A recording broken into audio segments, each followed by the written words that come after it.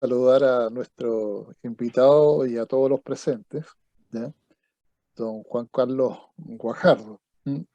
Él nos va a exponer un tema sobre el cual se ha conversado en otras esferas y para nosotros es algo realmente novedoso. De ahí la necesidad, al menos nuestra, de poder invitarlo y que él nos comente sobre el, el tema propio que él ha preparado. Entonces, don Juan Carlos es director y, y fundador de la empresa Plus Mining, ¿ya? Y me gustaría, por favor, que así coloquialmente usted se presente, don Juan Carlos. Y Ah, ya. Bueno, gracias Andrés. Bueno, gracias a todos por el interés de escucharme. Eh, bueno, me piden presentarme. Yo soy un hombre de Valparaíso, un hijo de la globalización del siglo XX, mucha gente que llegó ahí a esta ciudad que tuvo un gran esplendor, pero que hoy está en una situación muy, muy deteriorada, lamentablemente, y dolorosa para los que nacimos ahí. Pero claro, yo estudié en colegio y en la universidad en Valparaíso. Mi mundo siempre fue Valparaíso, hasta los 24 o 25 años cuando terminé de estudiar. Y ahí me choqué de frente con la falta de trabajo, la falta de oportunidades en esa ciudad y tuve que venir a Santiago.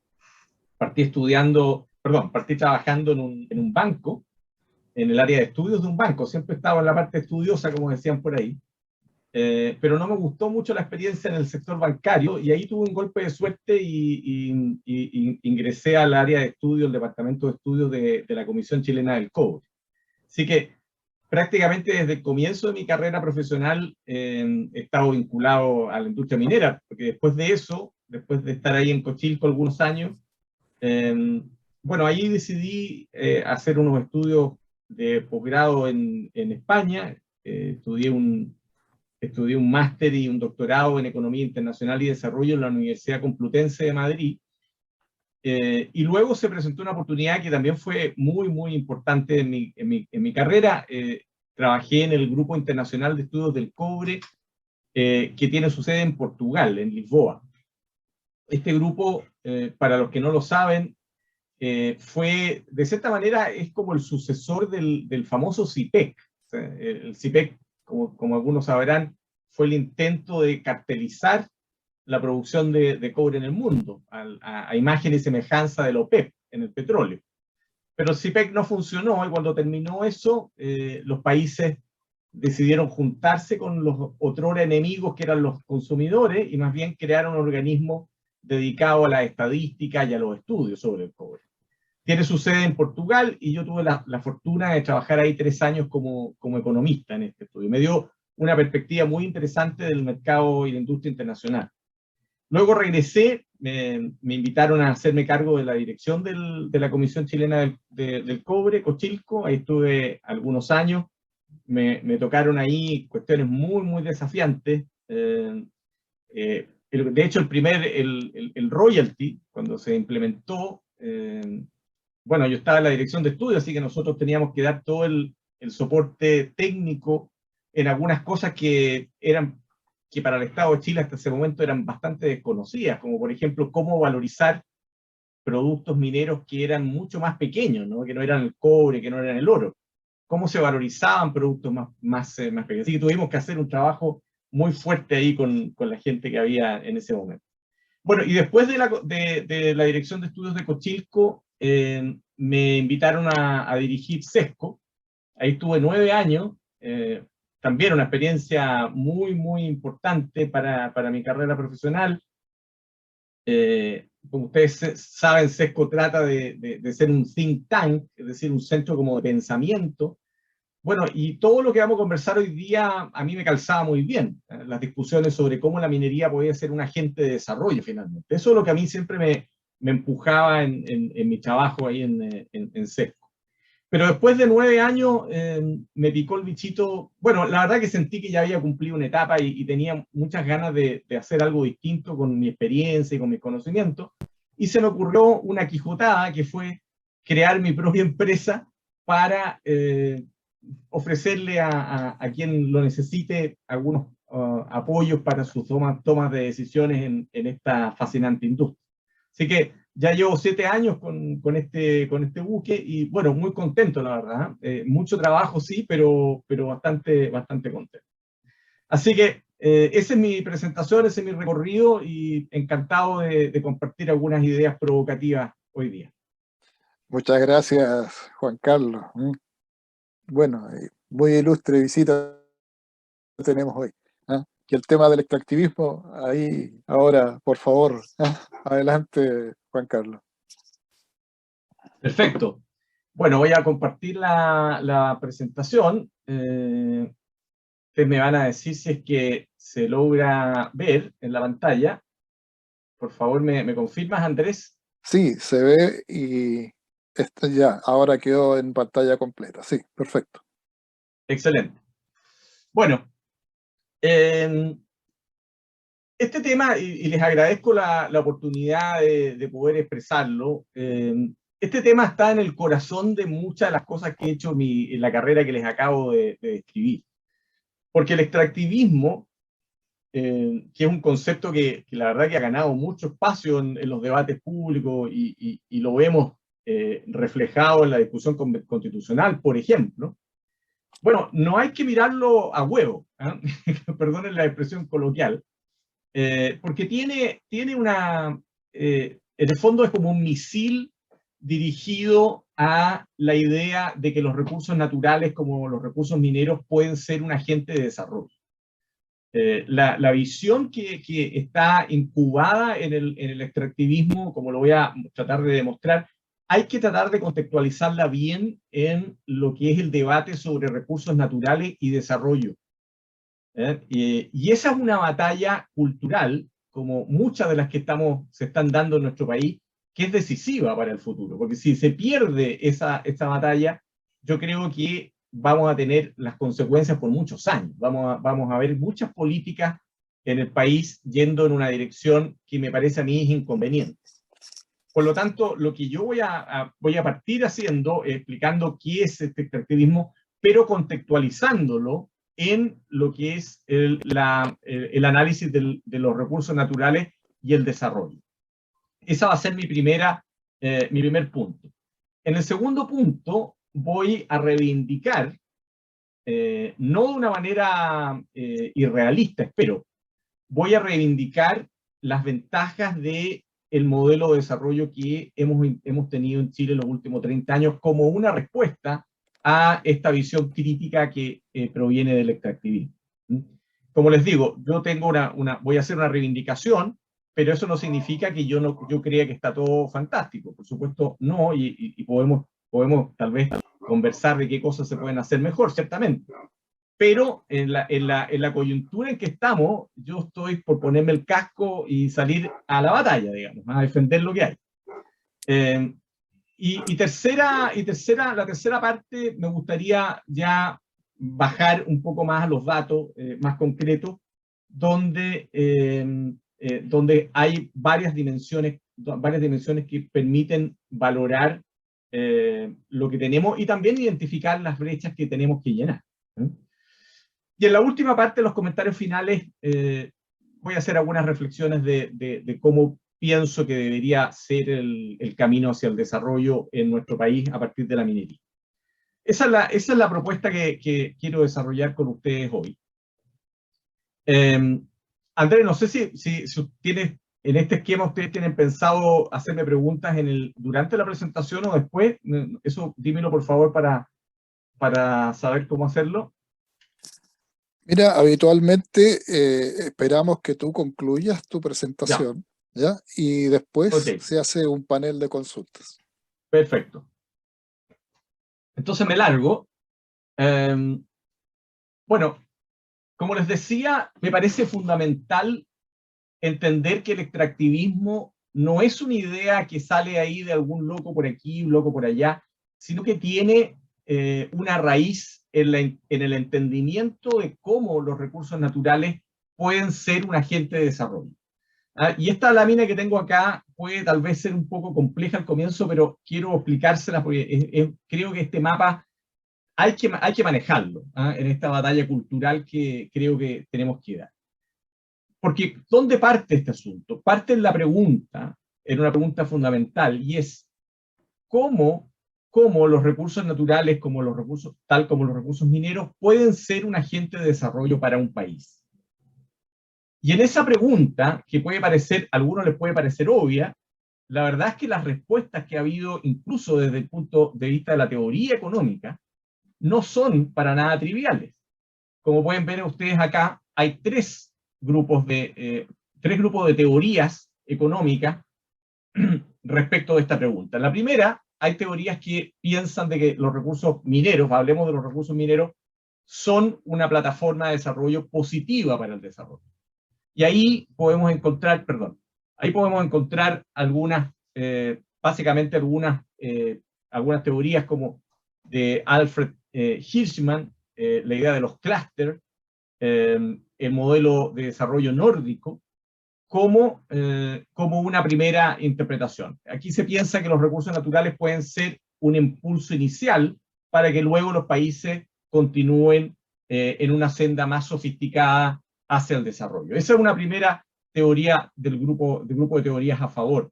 La segunda es la ventaja de especializarse productivamente. Y aquí las teorías vienen principalmente de los autores clásicos, Adam Smith, David Ricardo, luego en la parte comercio, los neoclásicos como Hersker, Ohlin, Samuelson, que plantean que los países tienen ventajas cuando se especializan en sus competencias, ¿no? En donde son competitivos. Estas dos, yo diría que son las más fuertes teorías a favor. Sin embargo, hay teorías en contra. Y aquí es donde cae el extractivismo, como ustedes pueden ver.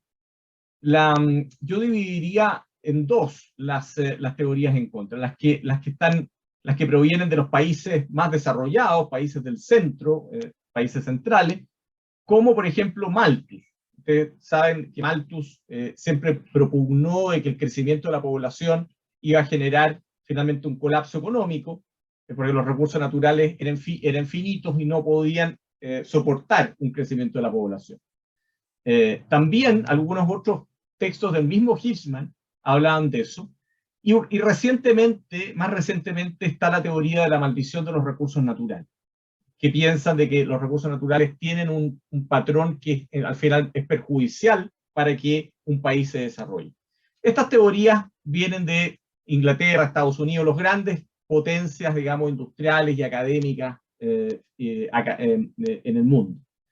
Pero también hay teorías que vienen de lo que podemos llamar de la periferia, de países no desarrollados.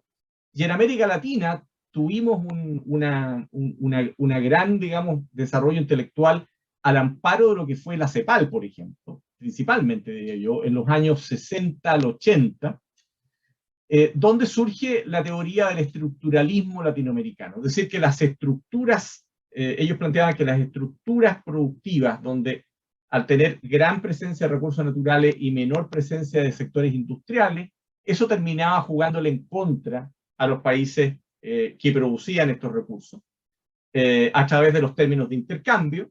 Los precios de las materias primas tendían a ser más bajos que los precios de las manufacturas, y en ese intercambio se iba produciendo un detrimento para los países productores de minerales, por ejemplo. Ahí está el extractivismo. Ojo, el extractivismo no viene del aire, tiene una raíz en esta línea de pensamiento. También una variante de este estructuralismo latinoamericano es el neoestructuralismo, que vino posteriormente con personas como Van Silver o David o Zunkel, que elaboraron un poco más en este camino. Bueno, y para concluir, resulta que hay muchas otras teorías económicas que básicamente no pescan a los recursos mineros. Los consideran que para el desarrollo es mucho más relevante el capital manufacturado y el trabajo. Y estas teorías de desarrollo, teorías de crecimiento, aquí hay varios autores, muchos de ellos muy famosos, premios Nobel y todo, plantean que los recursos naturales básicamente son un recurso sin ninguna característica especial, y que lo que verdaderamente importa es cómo se relaciona el capital manufacturado y el trabajo. Y por eso es que hemos visto que estas teorías son muy populares en explicar el desarrollo de los países asiáticos, sobre todo los grandes tigres asiáticos, que vimos el caso de China, probablemente el de mayor escala, ¿no? Mucho trabajo barato, donde llega el capital manufacturado, se desarrolla y ahí se desata un proceso de desarrollo que tiene hoy encumbrado a China como una gran potencia, no solo industrial, sino también tecnológica. Otros países del sudeste asiático han seguido la misma ruta. Entonces, para esas líneas, para esas teorías, los recursos naturales al final son una cuestión prácticamente inexistente. Yo no menciono esto no solamente para darles una película completa de esta aproximación teórica, sino porque me parece fundamental entender que aquí hay el desafío que tenemos como país, Chile, país rico en recursos naturales, es difícil, porque tenemos que, no estamos amparados por muchas teorías que digan claramente qué hay que hacer cuando uno tiene una riqueza natural tan extraordinaria como nuestro país. Por eso que en muchos de estos debates, primero, no es tan fácil combatir estas ideas negativas contra los recursos naturales, sino también hay que utilizar probablemente muchos casos empíricos. Los casos de los países nórdicos, como mencionaba, o los países de Oceanía, Australia, Nueva Zelanda, como casos para contraponer a lo que estamos viviendo actualmente, que es un ataque muy al hueso de lo que es el rol de la minería en el desarrollo. Así que, perdonen que me haya tomado tanto tiempo en esta primera lámina, pero este mapa a mí me parece súper importante para poder situarnos en esta historia. Pero vamos a profundizar más en el tema del extractivismo, porque el extractivismo no es solamente no tiene solamente un aporte de estas visiones latinoamericanas de políticas latinoamericanas de desarrollo, sino que también ha agregado temas de ambientalismo. Y acá el autor que ha cuajado este concepto del extractivismo, que finalmente yo lo definiría como un refrito de estas teorías de los años 60, 70 por el lado del estructuralismo, más este surgimiento del ambientalismo. Y yo le agregaría también un toque no menor de indigenismo. Estas ideas de pachamámicas que vienen de Ecuador, de los movimientos indígenas ecuatorianos, bolivianos, también forman parte de este concepto del extractivismo, que finalmente, como lo planteé en esta columna de octubre del 2020, finalmente lo que busca es plantear una visión alternativa a lo que habíamos venido desarrollando, el marco donde veníamos desarrollándonos, que era el concepto de desarrollo sustentable, que ponía conceptos económicos, sociales y ambientales en una igualdad y en una interacción. Acá hay un cambio, se busca priorizar una visión distinta. ¿Dónde está este cuestionamiento de la explotación de los recursos naturales que viene del estructuralismo latinoamericano, pero además con el componente ambientalista y con el componente indigenista que les había mencionado? Así que ese es el punto de partida que tenemos hoy cuando hablamos del extractivismo. Ahora, ¿cómo plantear o cómo enfrentarnos a esto? Y aquí hay unos datos del Banco Mundial, un estudio del año 2019, que me parece importante sacar a colación, que es una medición de la riqueza per cápita en América Latina en el periodo 95-2014. ¿Por qué el Banco Mundial hace eso? Porque quería medir el crecimiento, o más bien la dimensión económica, no solamente con la medición tradicional del Producto Interno Bruto, que es una medición de lo que se produce en un determinado momento, valor económico de lo producido. Eso es el Producto Interno Bruto. Acá la riqueza, quisieron ir a una medición distinta, que era la riqueza total, donde consideraban el capital natural, el capital producido, que sería lo más cercano al PIB, el capital humano, más activos netos. Y en esa medición, ustedes pueden ver que Chile, junto con Uruguay, tuvieron los mayores incrementos en este periodo y encabezaban el panorama del continente. También Perú tuvo una alza muy importante. Por lo tanto, cuando se habla de que el extractivismo sería una cuestión negativa, acá el Banco Mundial está planteando una visión distinta de lo que eso significa. Y otra dimensión que me parece importante mencionar como para partir, contextualizar, es cuando hablamos de países mineros. Bueno, ¿eso significa subdesarrollo per se? ¿Eso significa que no hay posibilidades de desarrollo? Bueno, si vemos los 15 mayores productores de minerales en el mundo, valorizados, digamos. Estos son datos del año 2000, bueno, al año 2018, aquí está. Los países más mineros del mundo son China, Australia y Estados Unidos. Por supuesto, son países gigantescos, tienen una gran diversidad de producción mineral, eso no cabe ninguna duda, pero al mismo tiempo son países o ya sea con un altísimo nivel de desarrollo industrial o con altísimos niveles de indicadores económicos y de calidad de vida. No podemos, por lo tanto, decir que la producción de recursos naturales sea igual a problemas de desarrollo o problemas ambientales. No es ese el elemento determinante en este asunto. Por lo tanto, la pregunta sobre recursos naturales, minerales y desarrollo es muchísimo más compleja. Y eso es lo que quisiera desarrollar a continuación. Bueno, nuestro país definió a lo largo de los últimos años un marco o un modelo de organización que se ha denominado mixto. ¿Y esto qué quiere decir? Quiere decir que existe una gran minería estatal, una gran minería privada, donde coexiste una buena parte de actores internacionales, pero también, no nos olvidemos, la minería nacional, Antofagasta Minerals, y pequeña y mediana minería. Por lo tanto, este modelo mixto tiene algunas características que vale la pena mencionar.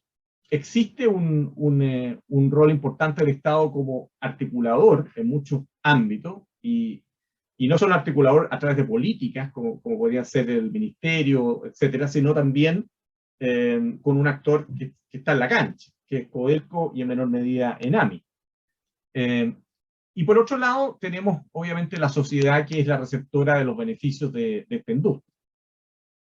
Y en cuanto a los actores, está por supuesto Codelco y ENAMI, ya lo decía, son una pieza importante en la alianza público-privada, y la industria privada, que de cierta manera es una amplificadora de los beneficios de la industria minera. Aún si el más estatista quisiera ver esto como que el Estado sea el actor principal, bueno, la industria privada multiplica o amplifica el tamaño de esta industria, y con ello multiplica las posibilidades o los beneficios de esta industria. Si se hace bien, por supuesto, que es lo que vamos a estar conversando, y por supuesto muchos que pueden tener diversas opiniones sobre eso. Yo tengo una opinión positiva, pero por supuesto que respeto que hay personas que piensen distinto. Entonces, este modelo ha permitido un desarrollo más amplio del potencial minero del país, ha generado rentas y riqueza por sobre las capacidades del propio Estado, ha contribuido a la legitimidad de la minería, me parece.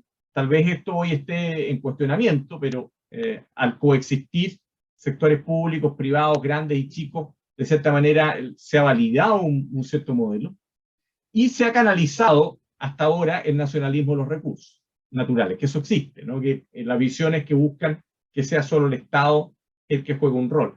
Esto también está en cuestionamiento, ¿no? Y es parte del debate que estamos viendo.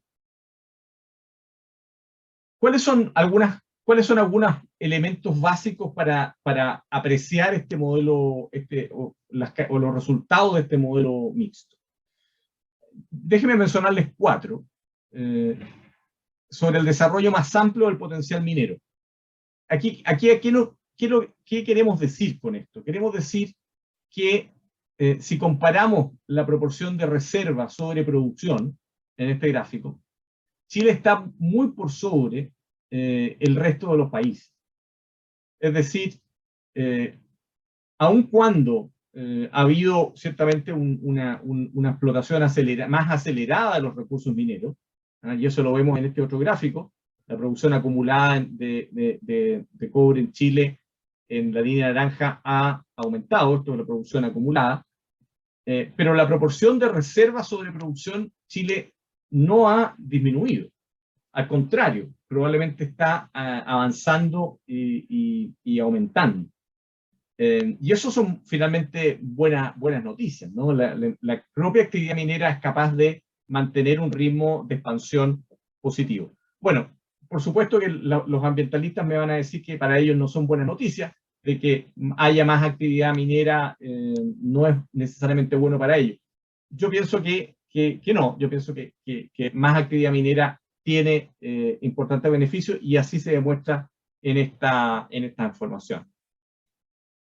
Bueno, en cuanto a la generación de renta y riquezas por sobre las capacidades del propio Estado, ya lo decía, la amplificación, el sector minero amplifica la inversión y sobre todo expande las posibilidades en materia de toma de riesgo, que desde el punto de vista del Estado eso es probablemente uno de los principales hándicaps que tiene el rol del Estado en el sector minero, la posibilidad de tomar riesgo, porque los recursos públicos tienden a ser administrados, y con razón, con mayor precaución.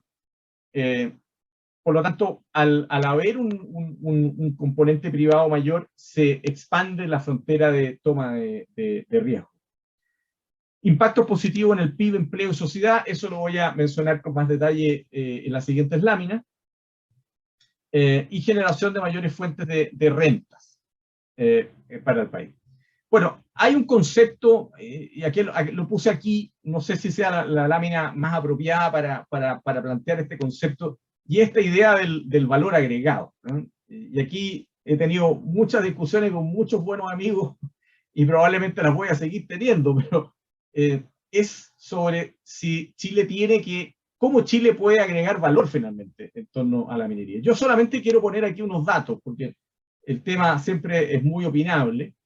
¿Qué es lo que hicimos? Pusimos acá el valor agregado unitario de la minería del cobre, y en la barra verde tenemos que la parte minera, el negocio minero, agrega 67 centavos de dólar la libra por cada dólar en la etapa minera, es decir, en la producción de concentrado.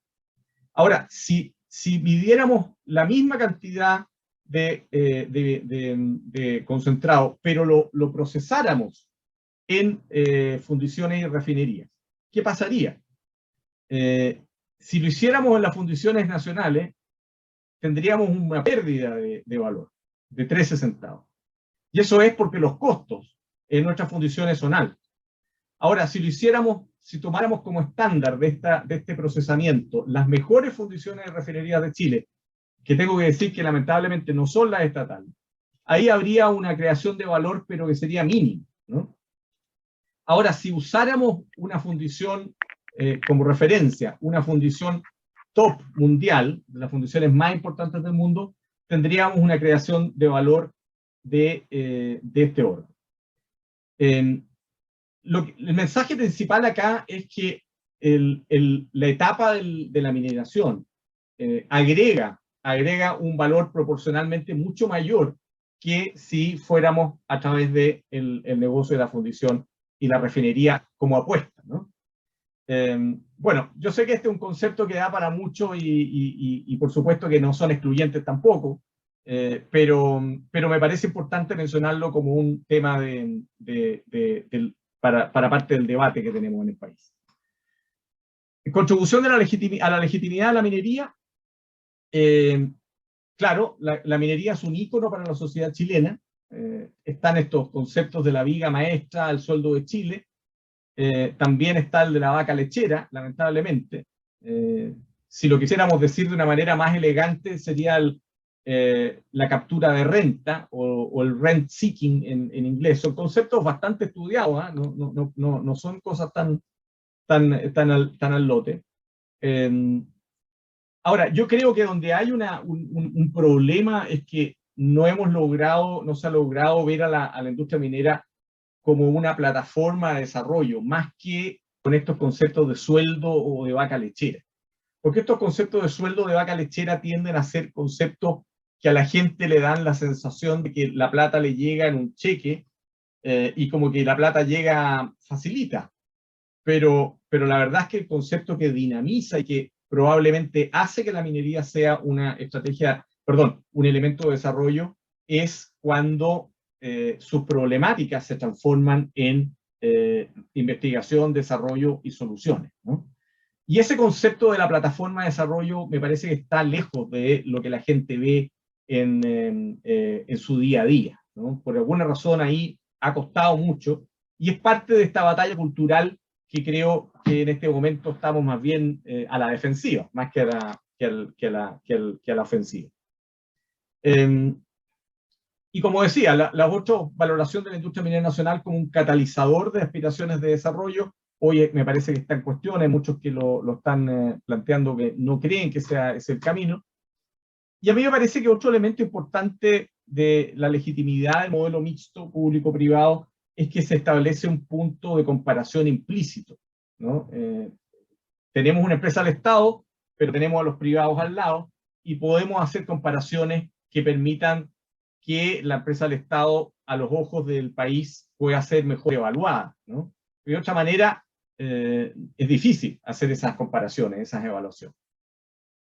Bueno, y el último tema es de la canalización del nacionalismo de los recursos, y que lo estamos viviendo plenamente. Ahora estamos, no sé si hoy, ya estamos en plenas votaciones de las posibilidades de nacionalizar. Y claro, creo que si no existiera Codelco, miren lo que voy a decir, si no existiera Codelco, me parece que esta discusión sería mucho más compleja. Porque hoy sí, tenemos una empresa al Estado que funciona, una empresa del Estado que genera excedente, por lo tanto hay, de cierta manera, no estamos en el vacío, ¿no? Ante las pulsiones nacionalistas de recursos naturales que existen en la sociedad chilena en este minuto.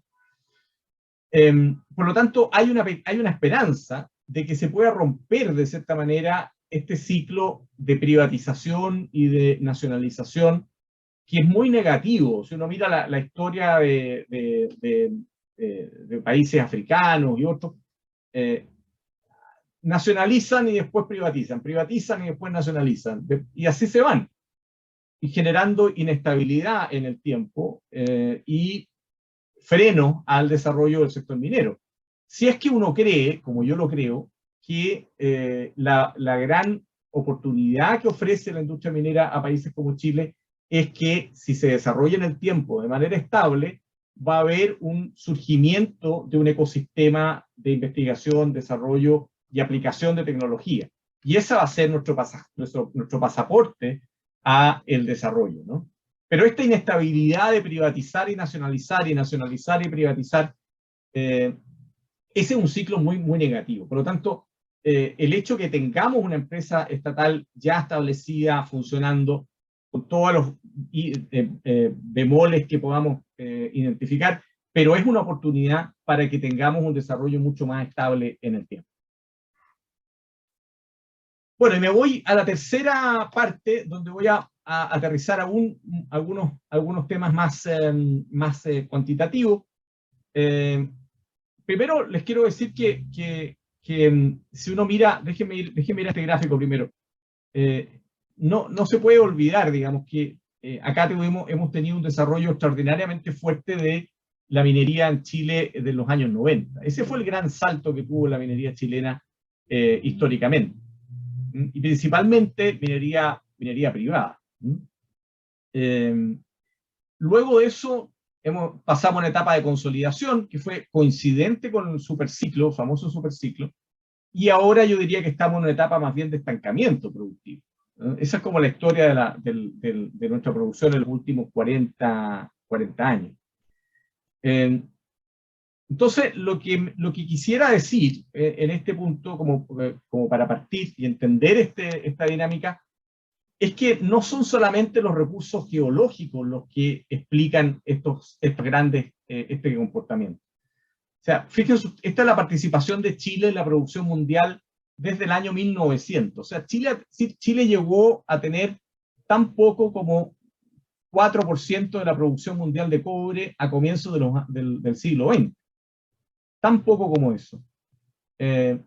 Hasta llegar a un tope de 37% al comienzo de la década del 2000, o sea, un siglo después. ¿Podemos decir que en estos 100 años cambió la dotación geológica del país? Por supuesto, no ha cambiado la dotación geológica del país. Esos son procesos que son de millones de años. ¿Qué es lo que pasa? Hubo un tema, ciertamente un tema institucional, y aquí pongo en la estructura del Ministerio de Minería con todo lo que significó el desarrollo de esta institucionalidad, que creo que fue importante para permitir que hubiera un despegue en los años 90. Pero también hubo una reforma institucional importante, y también, y eso es lo que, por eso pongo acá este paper que escribí en la CEPAL a fines de los 90, no, perdona, a fines del 2000,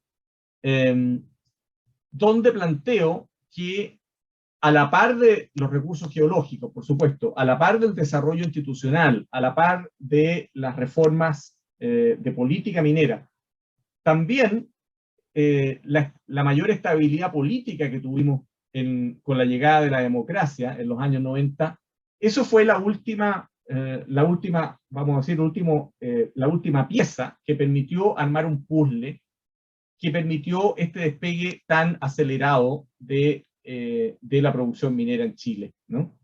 Ahora, eso fíjense ustedes que coincide. Yo voy a usar una palabra acá cuidadosamente, coincide. No estoy atribuyéndole a la minería la causalidad total de lo que voy a explicar. Pero sí es muy llamativo que el despegue, el quiebre económico que tuvo el país se haya producido a la par de este gran proceso de inversión y de aumento productivo que tuvo Chile. Fíjense ustedes lo que era la inversión extranjera en minería, que están las barras azules acá. O sea, prácticamente no había hasta los 90. Y en rojo está la formación bruta de capital fijo, inversión, en minería desde el año 96. Y en la línea gris tenemos el Producto Interno Bruto de Chile. O sea, es muy difícil argumentar que no hay una correlación entre lo que es el despegue de la inversión minera en nuestro país en los años 90, gracias a todo lo que he explicado, con este despegue productivo del país. Claro, la minería explicó el 33% de la inversión extranjera directa, que es la que está en color azul. También hubo importante inversión en industria, electricidad, gas y agua, en fin, otros sectores. Pero la minería, un tercio de todo el empuje, ciertamente que vino de la industria minera. Y esto lo vemos también, y probablemente este sea el gráfico más importante desde ese punto de vista, en el quiebre en el PIB per cápita del país. Chile, como lo podemos ver, estaba por debajo de el promedio mundial, incluso el año 90, y también por debajo de América Latina y el Caribe en cuanto al PIB per cápita en los años 90. Pero es aquí donde se produce el quiebre de tendencia y Chile se instala muy por sobre estos dos comparaciones, la de la América Latina y la del resto del mundo. Voy a hacer algunos gráficos finales con algunos datos que creo es importante tener a la vista. Cuando se habla de si la industria minera privada aporta más o menos al crecimiento del país, en este gráfico de torta les estoy mostrando cómo se distribuyen todos los flujos que se generan en la gran minería en Chile. Esto está medido al año 2020.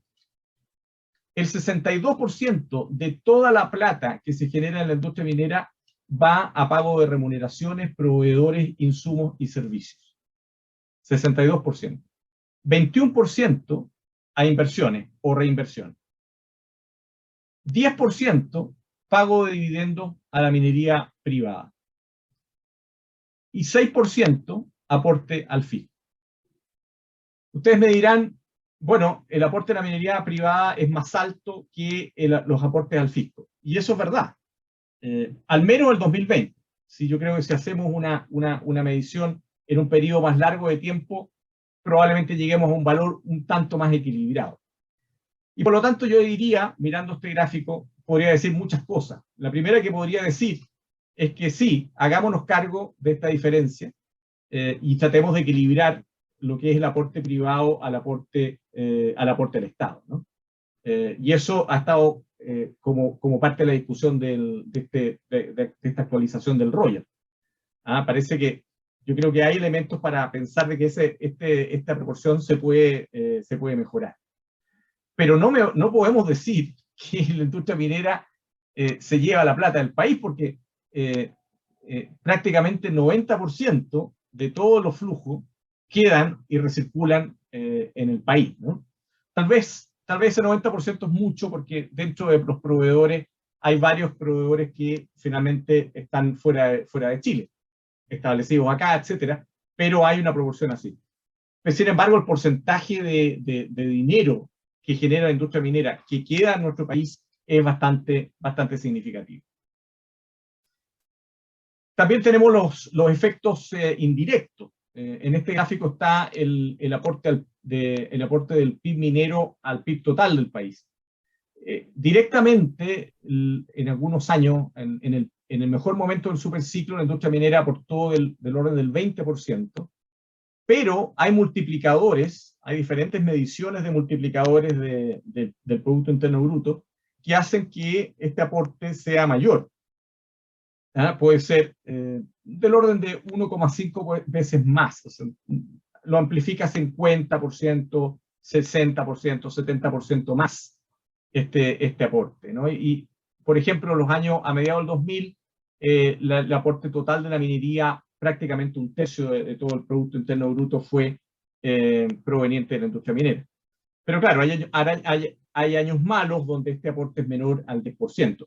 Y por eso es que existen los fondos de estabilización en nuestro país, una política macroeconómica muy sabia que permite equilibrar esto para que no haya farra en los años buenos y no sean años demasiado duros los años donde no nos acompañan los precios, ¿no?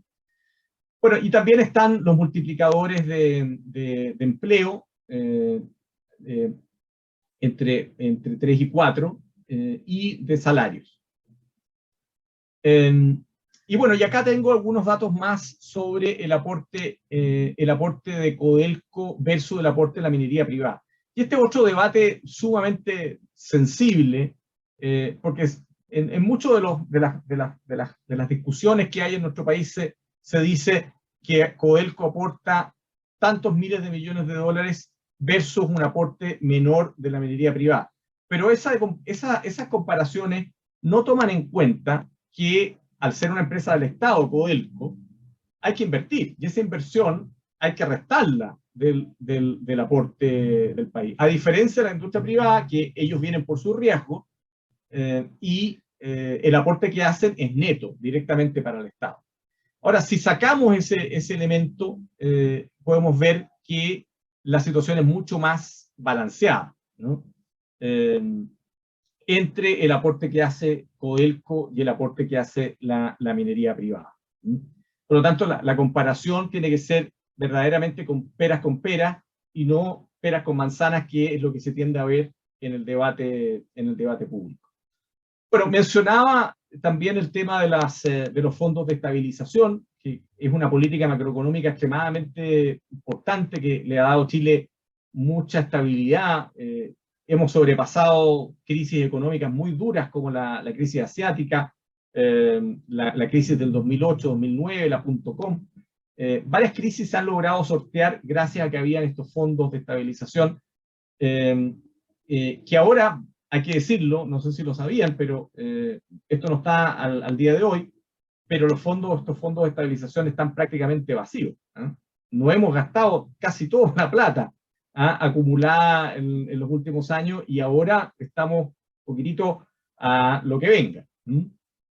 Ojalá que los buenos precios que estamos teniendo ayuden a volver a llenar este chanchito, pero como estamos gastando mucha plata, tengo mis dudas de si eso se va a poder hacer. A nivel regional, acá tenemos el PIB per cápita por región. Se ve que las regiones del norte, las más mineras, están por sobre el país. La pobreza también tiende a ser menor en las regiones del norte. Los salarios tienden a ser más altos en las regiones del norte. Por lo tanto, y aquí voy cerrando mi intervención, no sé cómo estoy de tiempo, espero que bien.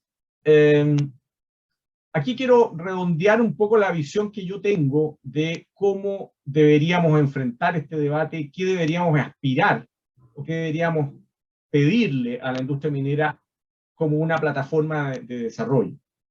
Y en este gráfico está una especie de escala donde menciono cómo deberíamos pasar desde el mero potencial geológico, es decir, lo que la naturaleza nos dio, hasta llegar a una economía basada en investigación, desarrollo y investigación. Y yo sí creo, a diferencia del extractivismo, que es una negación de este camino, yo sí creo que esta es nuestra mejor oportunidad para llegar desde los recursos mineros hasta la investigación y el desarrollo. Porque hay un camino que es la atracción de inversiones, que no es tan sencilla, pero que Chile lo pudo hacer.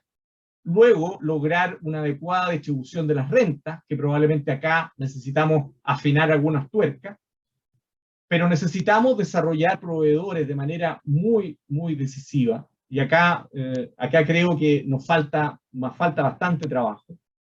Luego necesitamos internacionalizar nuestras compañías, no solo mineras, para finalmente llegar a tener un ecosistema de investigación, desarrollo verdaderamente de primera línea, como lo han logrado hacer países como los nórdicos o Australia, que son grandes países con raíz minera o mineros actualmente, pero que han recorrido este camino de una manera muy importante. Y bueno, lo decía, los proveedores es una palanca clave en esto. Nuestro país tiene varios centros tecnológicos especializados. Tenemos una entidad que es Saltaley, que surgió el año 2015, pero todavía estamos con números tanto exiguos en materia de proveedores, exportación y número de empresas. No son los números que podríamos tener, me parece.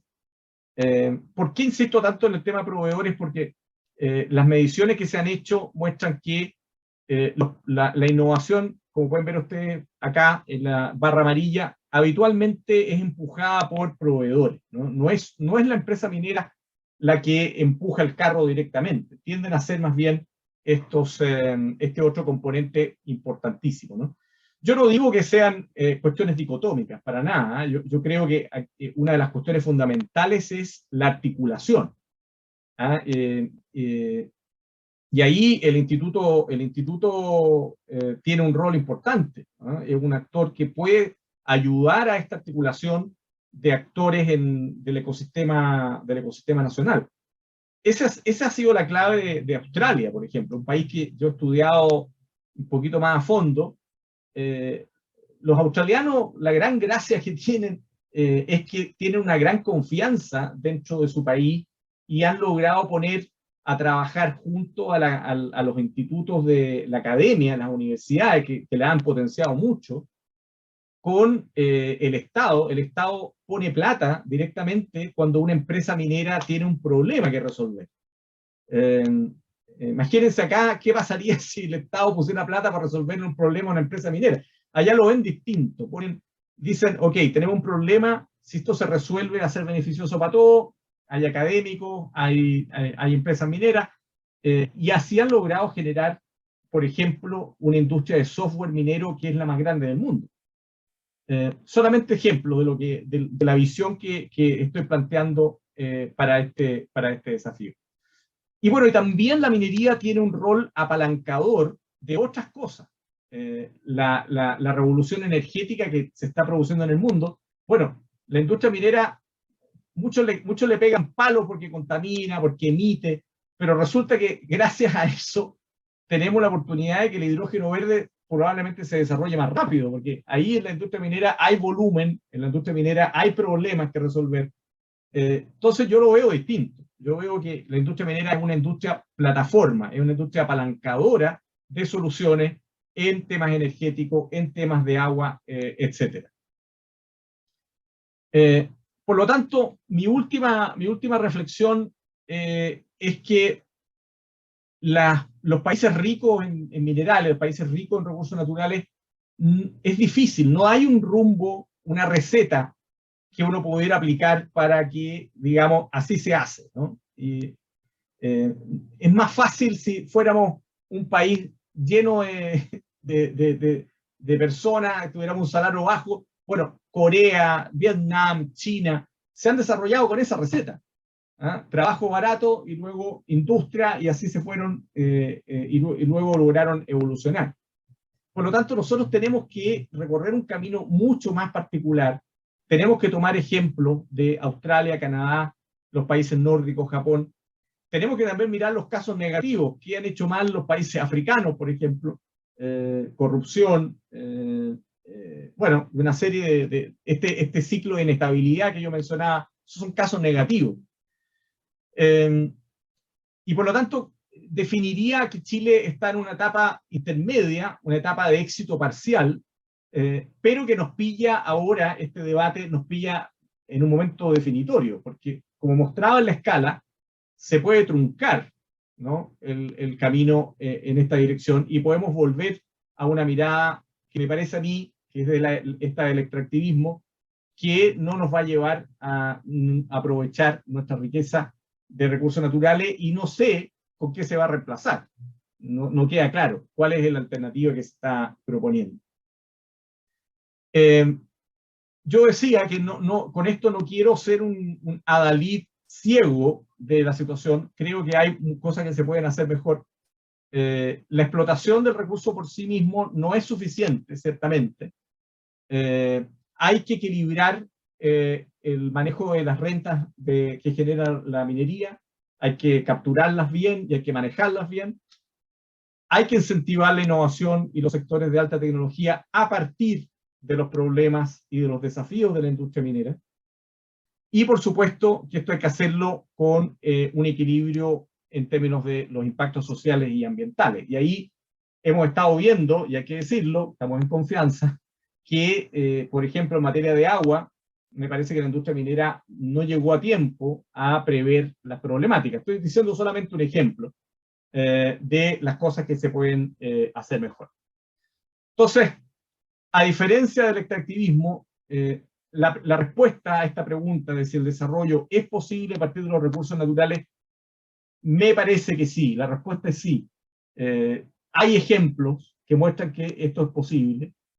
Hay que trabajar en el difícil desafío de compatibilizar estos tres elementos, y ahí me parece que las políticas en nuestro país no han sido lo suficientemente balanceadas y tal vez ambiciosas en entender este desafío. Y para un país como Chile el desafío existe, el desafío es grande, pero hay una ventana, sobre todo ahora que estamos en una nueva etapa de descarbonización, cobre, litio, etcétera. Hay una ventana. Y esa es la que hay que poner sobre la mesa en la discusión. Esa es mi presentación, estimados amigos. Espero que les haya parecido interesante y, bueno, encantado de comentar con ustedes lo que les parezca.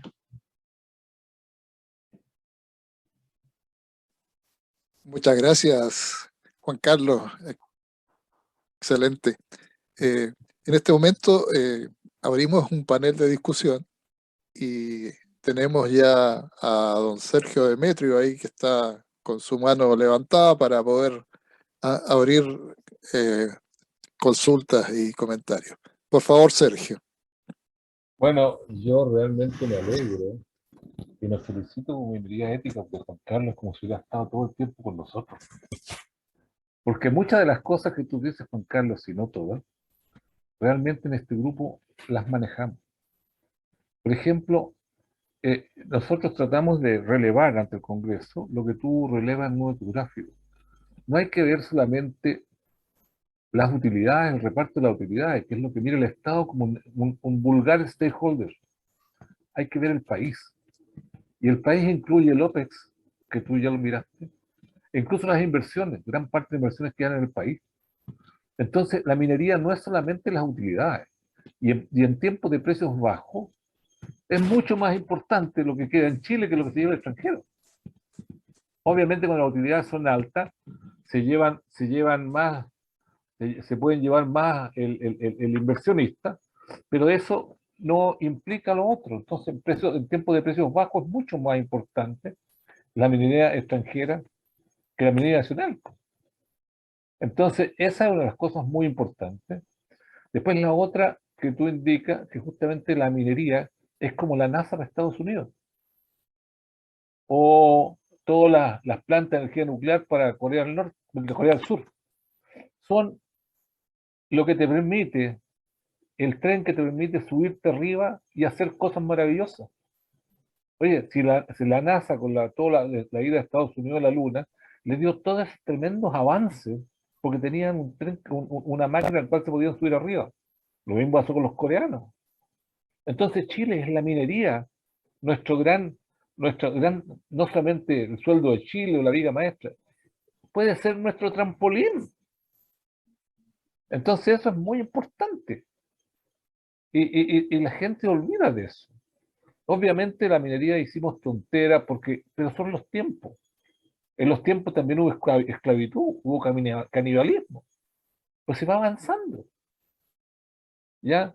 En los años 80, me acuerdo yo, que yo trabajaba en fundiciones, nosotros la parte ha sido sí, sí, pero no. Pero después nos dimos cuenta que también era negocio. Porque toda esta cosa del medio ambiente tiene que ver más bien con la riqueza del país, porque es distinto una exigencia alemana con 60.000 o 70.000 dólares per cápita, digamos, que exigirle a otro país que tiene 1.000 dólares per cápita que ya ponga todas las cosas anticontaminantes. Tiene que ver con el ingreso de los países.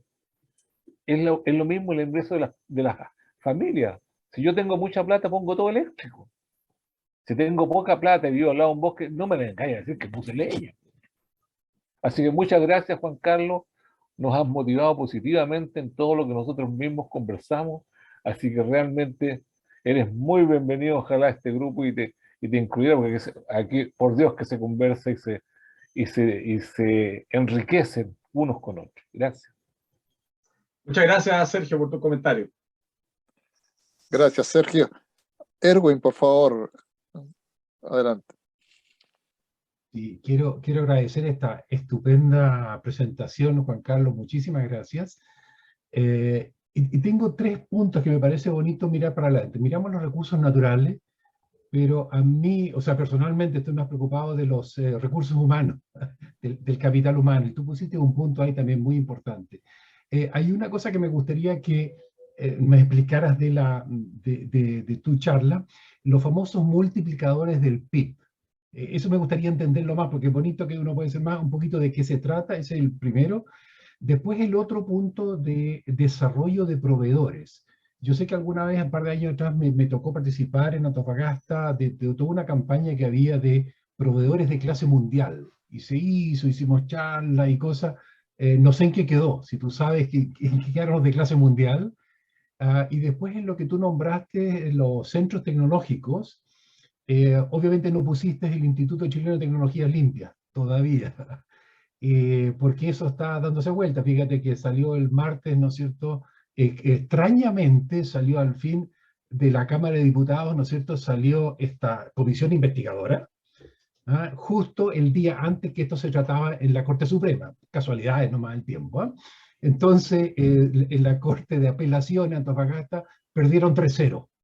Entonces hicieron toda esta cosita, así que está ahora, por lo menos se discutió, y está esta causa, está en acuerdo. No sé exactamente qué es lo que significa, la causa está en acuerdo, quiere decir que el veredicto final lo van a sacar quizás en semanas, no en años, o no en meses, así que ya se está avanzando y sería bueno de saberlo, porque es mucha plata la que está ahí, y es un instituto de tecnología limpia, y obviamente gran parte dedicado a la minería, así que yo creo que eso es una gran esperanza en lo que viene, porque al final de cuentas necesitamos personas, y estos institutos tienen la gracia de crear capital humano, ¿no es cierto? Por los fierros los vamos a seguir importando, los CAEX no creo que los vayamos a hacer en Chile, pero hemos visto el empuje que tiene con buenos ingenieros y buenos capataces, técnicos, todo lo que estamos nosotros para impulsar esta industria que es básica para Chile.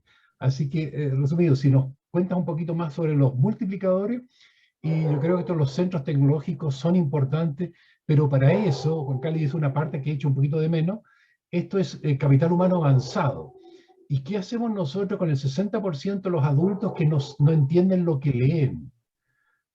Que vamos a tener nosotros, queremos ser Finlandia, y Finlandia quedó hecho pedazo después del año 39, después de la guerra del invierno.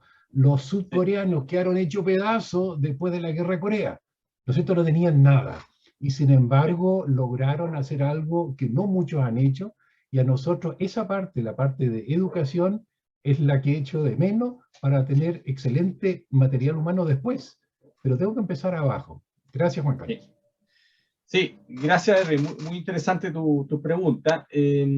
Bueno, los multiplicadores es una cosa no demasiado compleja. Lo que quiere decir es que cuantifica la actividad económica que genera una actividad inicial, en este caso la minería. Por lo tanto, si hay un multiplicador de 0,5, eso significa que gracias a la existencia y operación de la actividad minera, en este caso, $1 generado en esta actividad original genera un impacto en otros sectores relacionados de determinado monto, 0,5, 0,6 puntos del PIB. Estoy hablando de todo lo que es la industria de los proveedores de bienes, proveedores de servicios, hotelería, transporte, todo eso, toda esa actividad que se genera gracias a una actividad inicial es medida y cuantificada, y se establece cuánto cada vez que tú desarrollas una unidad económica en esta actividad inicial, cuánto más se genera en estas otras actividades indirectas. Ese es el concepto de multiplicador, Erwin. La segunda no me acuerdo, porque los centros tecnológicos y el capital humano ciertamente es una pregunta muy importante, pero el segundo punto no me recuerdo qué fue lo que me planteaste. El desarrollo de proveedores de clase mundial, que parte de lo que pusiste también, y no sé qué estamos haciendo para eso. Lo que sí mostraste fue de que la inversión en tecnología no viene de la minería, que es bastante conservadora, sino que de todos los que tratan de venderle fierros, o sistemas, o lo que sea. O sea, el desarrollo viene por los proveedores, en la cifra que tú mostraste. Sí, pero ¿sabes qué? Voy a juntar los dos últimos puntos que me planteaste en una sola respuesta. ¿Por qué? Porque creo que finalmente lo que tú estás preguntando es, o lo que tú estás planteando es cómo un país como Chile de manera concreta logra establecer una estrategia que le permita capitalizar esta industria, ¿no? Y ahí es donde yo creo que es necesario tal vez un ejercicio mucho más ambicioso, mucho más profundo de lo que hemos hecho hasta ahora, ¿no?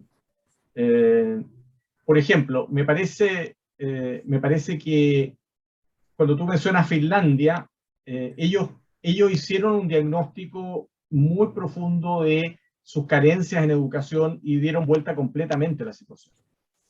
Le pusieron un énfasis muy importante a la educación completa, ¿no? En todas las etapas, y fueron capaces luego de transformar eso en un impacto económico muy positivo. Bueno, me parece que en nuestro país hemos estado lejos de eso. Hemos estado lejos de eso, no porque no sepamos que es importante, pero a la hora de implementar cambios en la educación en el país, no se ha visto un gran impacto.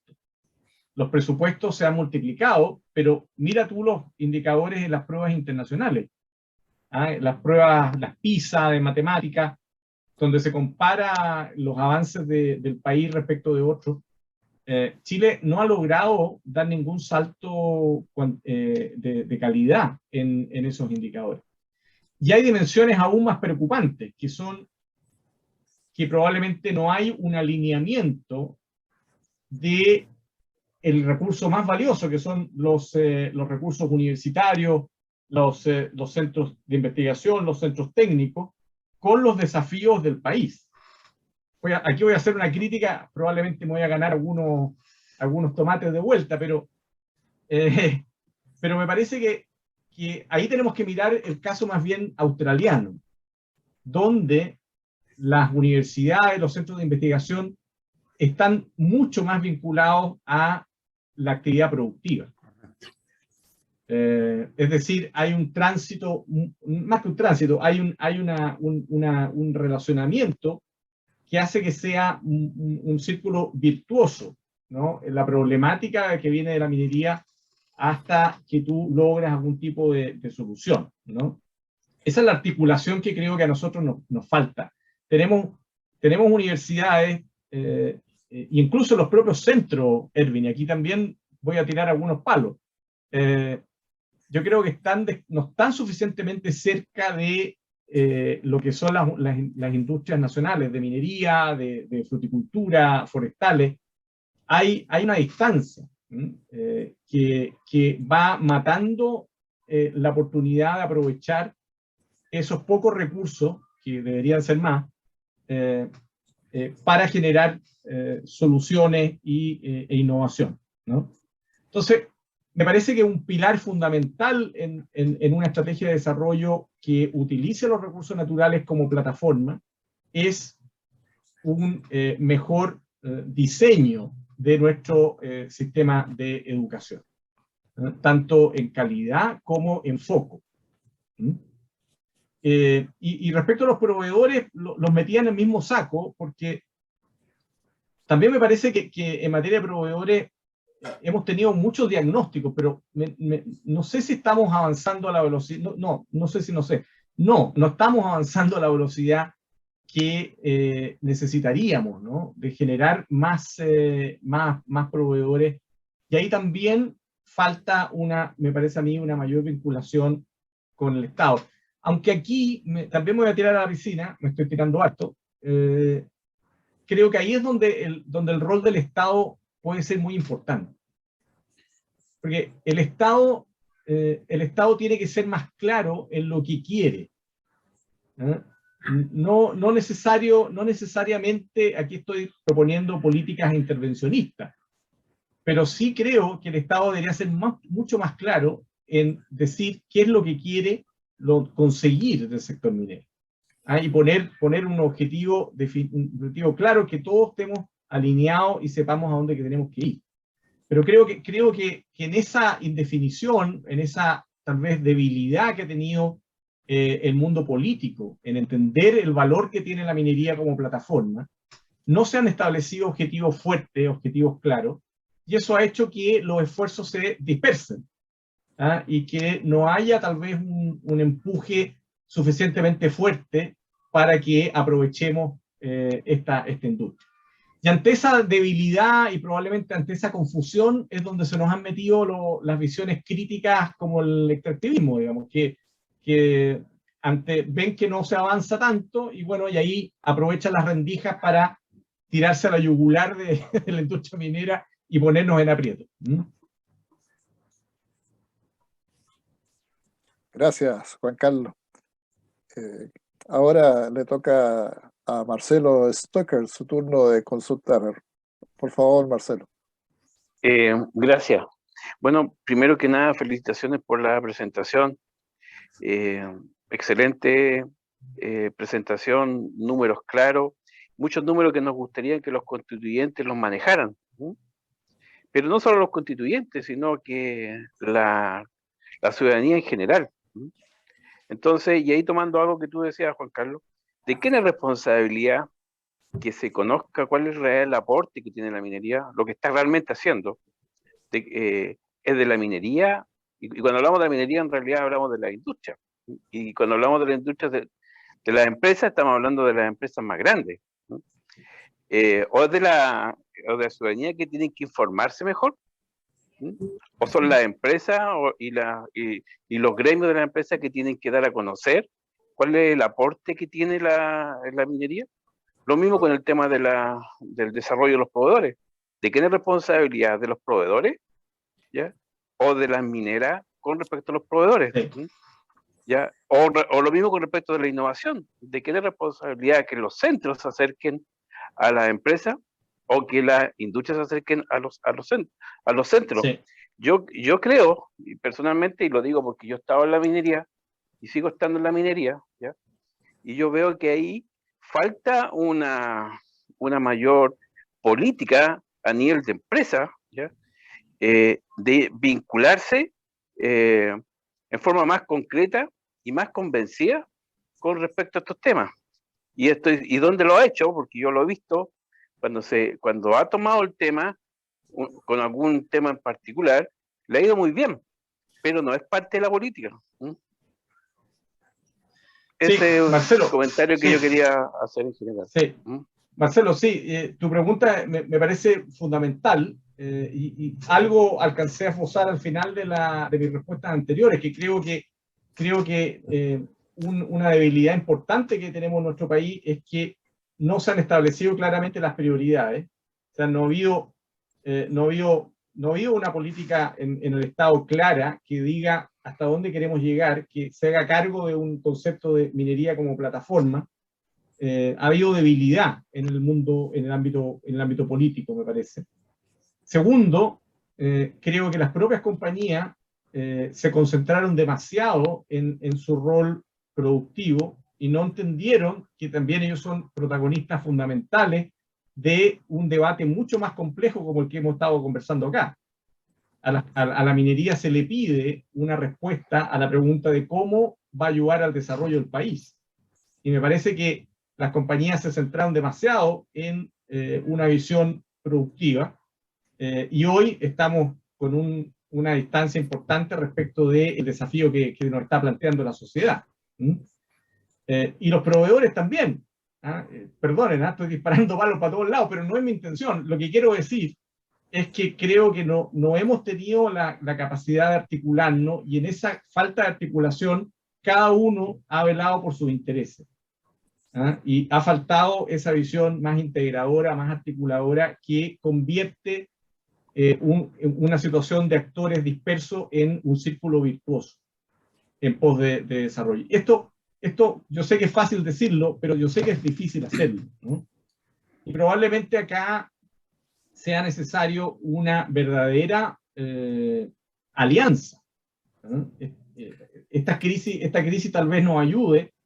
Y aquí, Sergio, en tu rol como Instituto de Ingenieros, tú puedes ayudar, puedes impulsar mucho la posibilidad de formar esta articulación de intereses entre lo que es el mundo de la política, el mundo de las empresas, el mundo de los proveedores y el mundo académico. Que todos rememos para un mismo lado, siempre que sepamos dónde queremos ir, ¿no? Entonces, en el mundo de los proveedores creo que ha habido también mucho rol en su rol transaccional con las compañías mineras. Y bueno, eso es normal, por supuesto. Todos están sujetos a cumplir sus indicadores de desempeño, por supuesto. Pero si nadie ve esta visión en su conjunto, vamos a estar expuestos a que lleguen los extractivistas y nos echen abajo todo. Esa sería mi respuesta, Marcelo. Ok, gracias. Gracias, Juan Carlos. Por favor, Fernando. Sí. A ver, ¿me escuchan? Sí, Ya, perfectamente. Ya. Quiero plantear un solo problema por cosas que no me cuadran en absoluto. Uno, el tema de los costos de las fundiciones. Tengo aquí el listado de los costos. China, $50 la tonelada de concentrado. El mundo, $100 por tonelada de concentrado. Chile, $188 por tonelada. Las fundiciones privadas chilenas, 140, y las estatales, 208. Entre las estatales,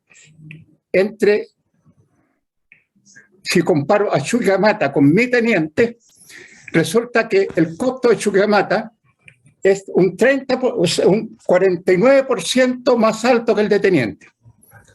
Son datos. Ahora, mi problema es el siguiente. Lo dice Cochilco, lo dice todo el mundo, de que eso se debe a que las fundiciones chilenas son más antiguas que las tecnologías. No puede ser, es imposible. Los que sabemos de fundiciones sabemos que eso es imposible. El costo de los chinos es 4 veces el costo, o sea, el costo chileno de fundiciones es 4 veces el costo de los chinos. Eso es imposible que sea por problemas de tecnología. El costo de las fundiciones del Estado con respecto a las privadas en Chile, 50% más alto. Eso no es posible. Yo conozco muy bien los procesos. Los que tenemos en Chile son los siguientes. Las dos fundiciones privadas, Chagres tiene flash smelting. Alto Norte tiene Noranda. ¿Cuáles son las nacionales? Todas tienen el convertidor teniente, salvo Chuquicamata, que el convertidor teniente es accesorio al principal, que es el flash smelting. O sea, tengo muy claras las tecnologías. Entonces, por lo tanto, no es una explicación esa. Tienen que haber cosas muy distintas que explican estas cosas. Desgraciadamente no tengo antecedentes como para analizarlo, pero yo lo podría analizar rápidamente. Esos datos no son creíbles. No es creíble que los chinos la saquen a 40, a 50 y nosotros estemos a 200. Entre la mejor fundición china y la peor fundición chilena, que me parece que es la más grande, no quiero decir cuál, la relación de costo es 5:1. Imposible. ¿Cuál es el principal costo teóricamente de las fundiciones? Primero, la energía. Debe haber un problema, cómo se valoriza la energía. Segundo, la mano de obra. Por mucho que tengan más personal las chilenas, que por lo demás costos chilenos no me preocupa mucho, no es posible. Ya sabemos que los chinos ganan menos que los trabajadores chilenos, pero tampoco. Entonces, quiero dejarle un poco a Juan Carlos, que siempre analiza cosas a fondo, esa pregunta. El otro tema que me preocupa es el tema de la cantidad de concentrados que exportamos. Nosotros en 1990, cuando empezó el boom, el 100% prácticamente de las exportaciones chilenas de cobre era cobre metálico. Cobre refinado electrolítico, algo de blister y el refinado a fuego de teniente, que es el de estrella, ¿no es cierto?, que lo exportamos con prácticamente precio de... En este momento, la proyección de Cochilco respecto a esto es que en el año 2030 el 70% de nuestro cobre va a exportarse como concentrado. Entonces, cuando hacen los análisis, no creo que se esté haciendo un análisis a fondo. Nosotros podríamos el año 2030, con energías limpias, tener que el costo de las fundiciones es 100% chileno. No puedo estar comparando índices de costo. Lo importante es cuánto del costo es chileno. Ahora, lo he conversado bastante con Sergio. Por supuesto que es difícil invertir en las fundiciones, porque es mucho más fácil invertir en la MINCO, que se llama mina concentradora. Entonces, este tema, yo estoy retirado, pero me fue muy bien en mi trabajo y puedo de repente dedicarme a pensar. Y los dos temas que he estado meditando, son tres temas que he estado meditando mucho. Uno, el tema energético. ¿Por qué? Porque pienso que detrás de todo esto son los $150 por megawatt hora que tenemos en Chile, combinado con los 70 que tiene Perú y no sé cuánto es lo que están poniendo los chinos. Ese es un tema que me preocupa mucho, he aprendido mucho. Fundamentalmente, yo estaba estudiando antes las energías renovables no convencionales, que a Arwen no le gusta ese nombre, y con él empecé a preocuparme del hidrógeno, lo he estudiado a fondo, inclusive hice un diplomado recién en el tema. Ahora, gracias. Lo que me interesa son los relaves. Yo creo que si no se resuelve el problema de los relaves, dentro de algunos años vamos a tener que cerrar Pelambre, Andina, Los Bronces y Teniente. Ese es el problema. No hay dónde poner los relaves y ese es el problema más serio que tiene nuestra minería. Y el otro tema que me da vuelta es precisamente las fundiciones y refinería. La refinería es 90% de la refinería es costo de energía. Si yo bajo a la mitad el costo de la energía, cambia totalmente el panorama. Ahora, ¿por qué está ocurriendo esto? Porque las plantas de SXW están cerrando. Ya se nos están acabando los minerales oxidados, los sulfuros secundarios. Esos son algunos pensamientos que tengo mirado de adentro, como minero, fundidor, geólogo. ¿Qué fue lo que me enseñaron en la escuela? Geología, minería, preparación mecánica de minerales, metalurgia extractiva y administración de empresas. Y por eso me gusta mucho conversar con gente como Juan Carlos, que lo ve desde otro lado de vista, del lado financiero. Nosotros en los proyectos siempre nos pedían evaluar los proyectos, pero nosotros evaluábamos los proyectos solamente del punto de vista operativo. La evaluación financiera siempre lo hacían los grandes financistas de la compañía. Entonces, esa es una diferencia muy grande que hay que tener en cuenta. Eso, Juan Carlos. No, muchas gracias, Fernando. Sí, perdón, gracias, Fernando. Yo creo que los temas que tú tocaste bien valen una reflexión en otro escenario, en otra discusión, porque no agotemos todas las balas al tiro con Juan Carlos. Sí. Así que podríamos invitarlo a conversar. Perdona, lo tengo conversado con Sergio y él me está contactando con la comisión de condición del instituto para poder conversarlo más a fondo. Sí, efectivamente. Y creo que muy atingente tu información, tus datos, pero volvamos al tema del extractivismo. Te pido, por favor, no sé si por eso algo. Te pedí una Juan Carlos, porque me gustaría una visión distinta. Por favor, Juan Carlos. Sí, no, Fernando, yo te agradezco mucho y yo sé, y lo dije cuando planteé el tema, yo sé que esto mueve pasiones a niveles súper profundos. Y yo sé que le toco el corazón a la gente cuando le digo que no me gustan las fundiciones, yo sé. Y todos me quieren pegar, yo sé. Pero sí, no, yo simplemente decirte eso, que respeto mucho eso, yo tengo una opinión distinta. Yo miro mucho más el tema del avance creo que los problemas que tú mencionaste, fundiciones relaves, yo creo que hay avance impresionante en materia de hidrometalurgia y hay que ponerle mucho ojo a eso, porque puede tener un impacto muy, muy significativo en la problemática que tú estás planteando. Fíjate que hay una empresa norteamericana que aquí se estuvo paseando la semana Sesco, prometiendo ya operaciones comerciales, lixiviando sulfuros primarios. Entonces, y aquí en Chile hay avances bien potentes en esta dirección. Entonces, yo creo que efectivamente, Fernando, con todo el respeto y cariño del mundo, yo creo que esta es una conversación súper interesante, súper profunda, pero yo le daría un marco, creo que necesita un marco especial Sí, me parece, gracias. comentarse. Sí. Gracias, Juan Carlos. Ya. Por favor, Jaime, tu consulta. Bien.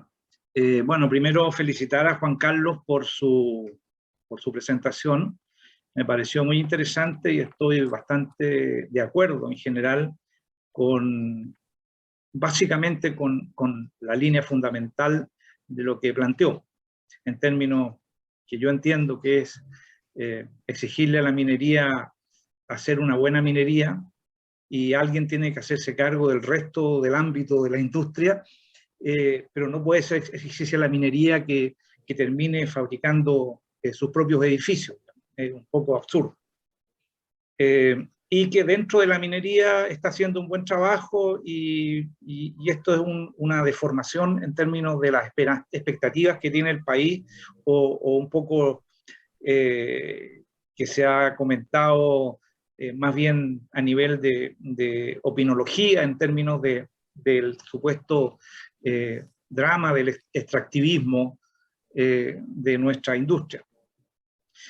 Yo tengo una pequeña reflexión en relación a lo que le planteó, y tiene que ver con esta posibilidad de que la industria agregada a la minería misma, todo lo que significa básicamente el ámbito de los proveedores de tecnología industrial, etcétera, también se acoplen de alguna manera a este mercado que en el fondo Chile tiene en la industria minera. Y yo me pregunto por qué, si Chile este mercado lo ha tenido tanto tiempo, no se ha desarrollado realmente una industria. O sea, es curioso, y ya hay varios ejemplos similares. Se hizo un esfuerzo tremendo para el proceso de instalación de energía eólica y solar, principalmente solar en Chile. Se han invertido en Chile cerca de 30.000 millones de dólares en paneles y energía solar fotovoltaica.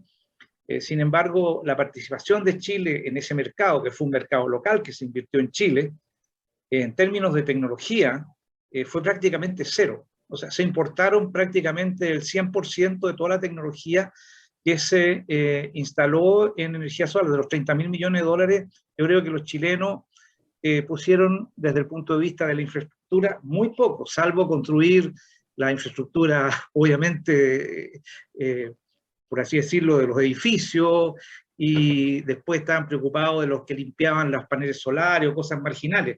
Pero ¿cómo no se desarrolló en Chile con ese tremendo mercado local? Ni siquiera una empresa que fabricara en Chile los paneles solares, eran millones y millones de dólares. Los traían hechos desde el extranjero, los trajeron hechos desde el extranjero. Y pensando un poco en eso, pienso que Chile se parece un poco más a Indonesia que a los otros países que tú mencionaste, ¿no? Yo creo que aquí hay un problema más bien de identidad del país. Chile es un país, esencialmente un país con una ideología comercial. Somos un país que comercia, somos buenos para el comercio. Compramos y vendemos, y tenemos una cierta, ya bastante fijada idea en relación a que nosotros no somos capaces de desarrollar productos industriales, que es mejor y más barato comprarlos afuera, y nosotros dedicarnos a lo que hacemos bien. Y lo que hacemos bien es, por un lado, minería, producir minería, extraer minería, y por otro lado, comprar bienes, y tenemos empresas grandes en el ámbito comercial, como todas las empresas comerciales que hay en Chile, aerolíneas, retail, incluso empresas de software como Sonda, que es probablemente la empresa más grande en Latinoamérica de venta de tecnologías de información, ¿ya? En toda Latinoamérica, una empresa que factura más de 1.000 millones de dólares. Sin embargo, por alguna causa que yo creo que más o menos sospecho cuál es, Chile no se ha, o sea, Chile en general, no le echo la culpa a Chile, sino no hay empresarios, ni tenemos experiencia, ni expertise industrial, ni fe en desarrollar eso. Yo creo que el déficit de Chile ha sido, desde Estado, ha sido no aprovechar estas oportunidades, estos mercados, para impulsar una política industrial de verdad, y tomar los riesgos, o por lo menos compartir los riesgos de empezar a aprender sobre la industria. traer empresas que se instalen en Chile, que fabriquen las cosas en Chile, etcétera, como se ha hecho en otros países, como Eslovaquia, por ejemplo, que fue el país que más, la fábrica de autos de Europa, le llamaban, donde está una de las mayores centros de armaduría de autos para todas las empresas europeas, y hoy día ellos están fabricando ya sus propios autos, e incluso tienen, bueno, lanzaron un auto volador, que es bastante conocido, el auto volador eslovaco, que se va a poner al mercado próximamente. ¿Cómo aprendieron eso? Practicando en las empresas que estaban construyendo industrialmente cosas para otros países en ese país. Chile no tiene industria de armaduría, no tiene empresas industriales, y no hay vocación de hacerlo tampoco, creo que no hay fe en eso. Y por eso yo creo que lo que le falta a este triángulo, y también una cierta devoción un poco utópica respecto de lo que podría ser la ciencia y la tecnología en Chile, que como tú me dijiste, Juan Carlos, está mucho más orientada a la investigación pura que a la investigación aplicada. ¿Ah? E incluso Erwin habló del Centro de Investigación del Centro Chileno de Tecnología Limpia, el Instituto Chileno de Tecnología Limpia, el cual hay que entender también que ese instituto está orientado principalmente a empresas industriales, no a la ciencia y la tecnología, ¿ya? La plata la ponen los industriales y contratan a empresas de ciencia y tecnología para resolver problemas industriales. Por lo tanto, no es solo es una oportunidad para la ciencia chilena, también una oportunidad para la ciencia extranjera. Digamos, de repente van a ser empresas en universidades de otros países las que van a obtener esos fondos para desarrollar ciencia en Chile y tecnología aplicada.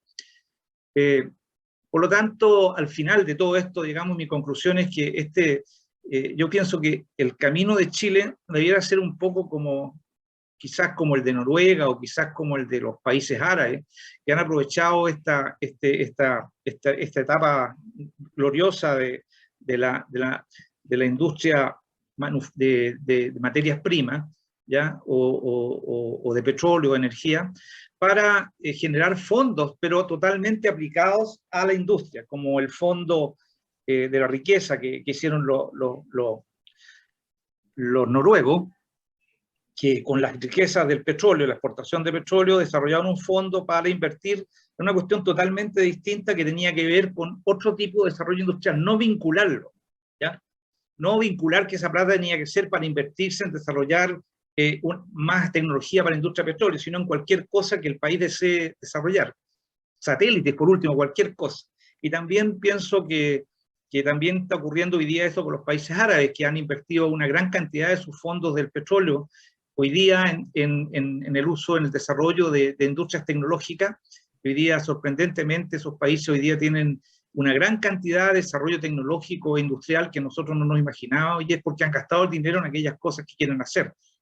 La vinculación como obligada es la que no me convence. O sea, yo creo que Chile podría decidirse ser, no sé, pues, un país experto en camiones, por decirte algo, o en lo que fuere, y usar ese dinero para desarrollar esa industria. No vincular que esa producción esté vinculada también a la demanda de energía. Eso lo decidirá el mercado. Bueno, no sé si se me entendió un poco, pero ese es más o menos mi razonamiento. Perdón el tiempo que me tomé. Sí. Oye, Jaime, bueno, mira, yo te escuché atentamente y, a ver, yo estoy bastante en sintonía contigo.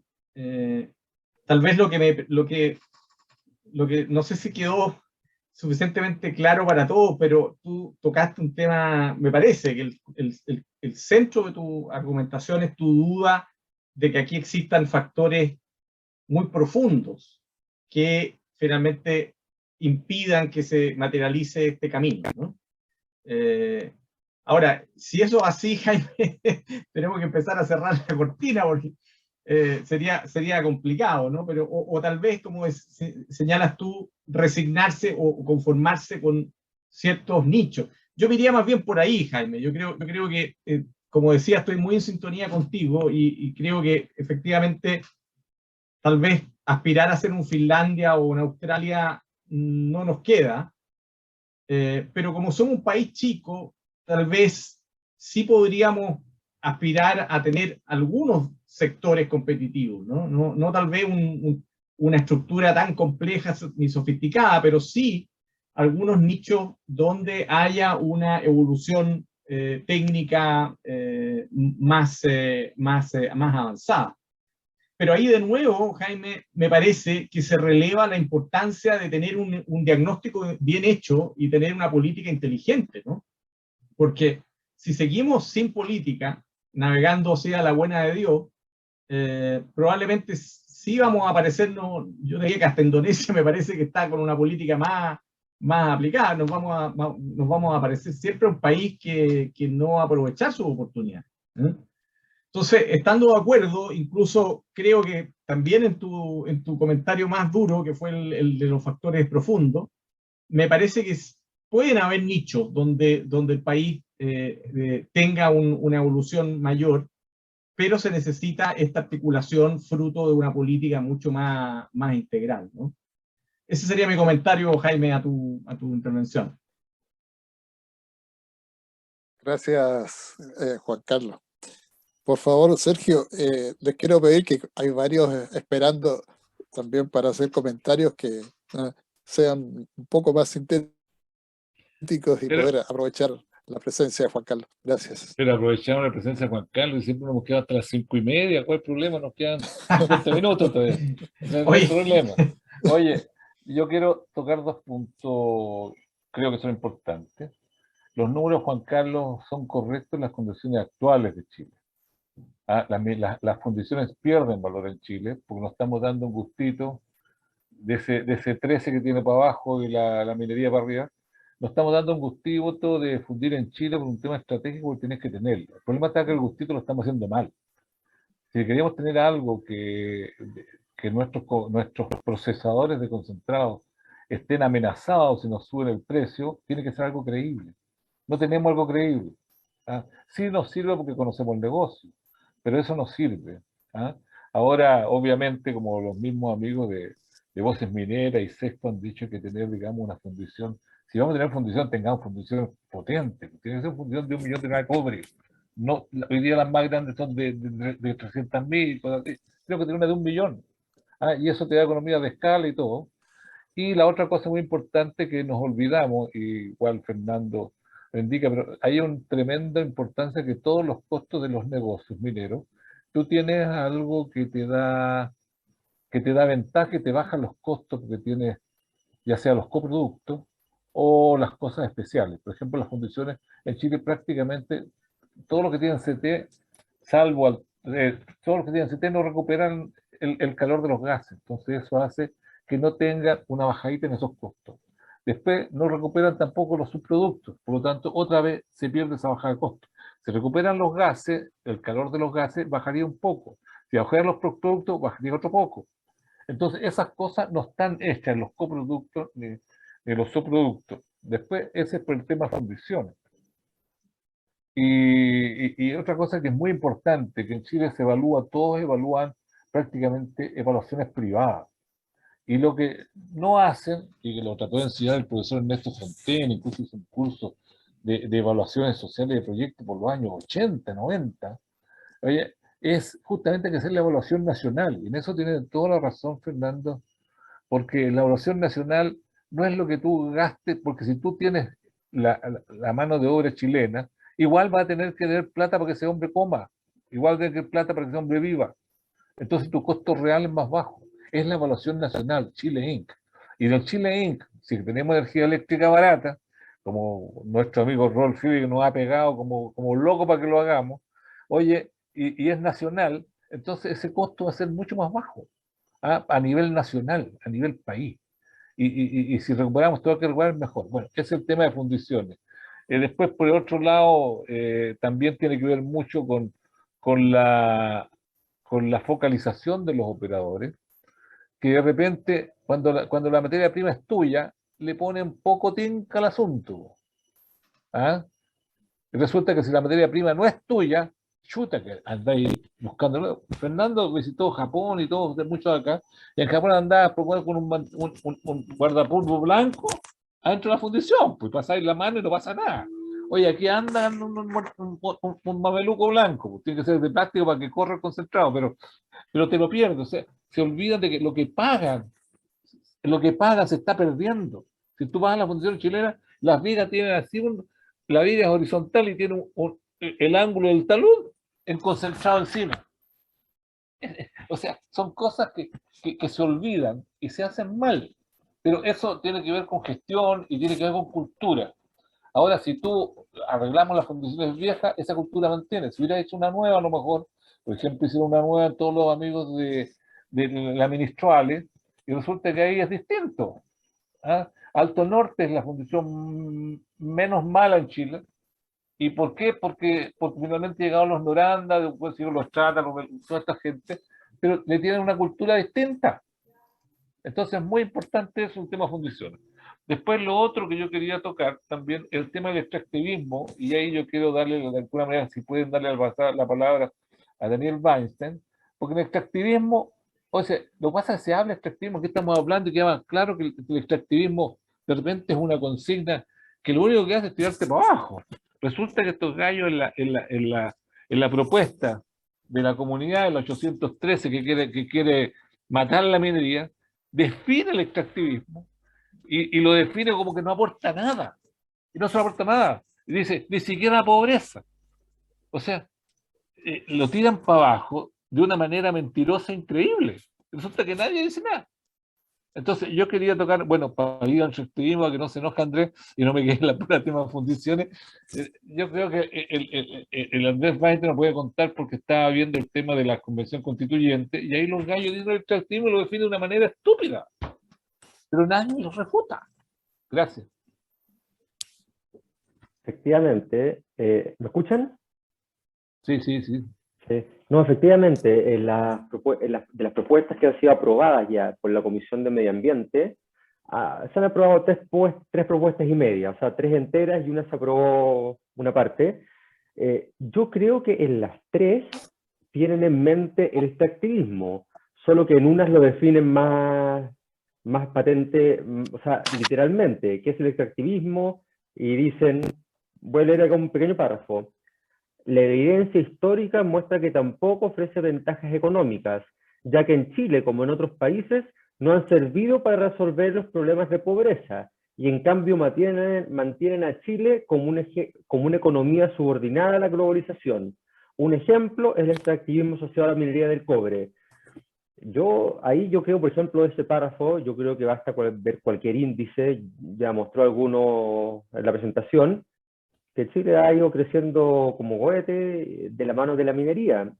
Entonces, efectivamente, hay una visión hoy en día en la Convención Constituyente, pero yo creo que está arraigada un poco más también de que en Chile la minería no aporta nada, sino que al contrario, resta. De hecho, es la iniciativa 873, esta que leí, ya no solo propone expropiar el 100%, propone, y la verdad es consecuente con su pensamiento, porque piensa que la minería es un mal intrínseco, propone que se fijen cuotas de extracción de mineral para el Estado, y que sean como el mínimo necesario para el país, porque hablan de la solidaridad intergeneracional, y dicen que tenemos que dejar mineral para las futuras generaciones. Salitre nos dejaron bastante las generaciones anteriores. Bueno, llegaron a lo que querían hacer.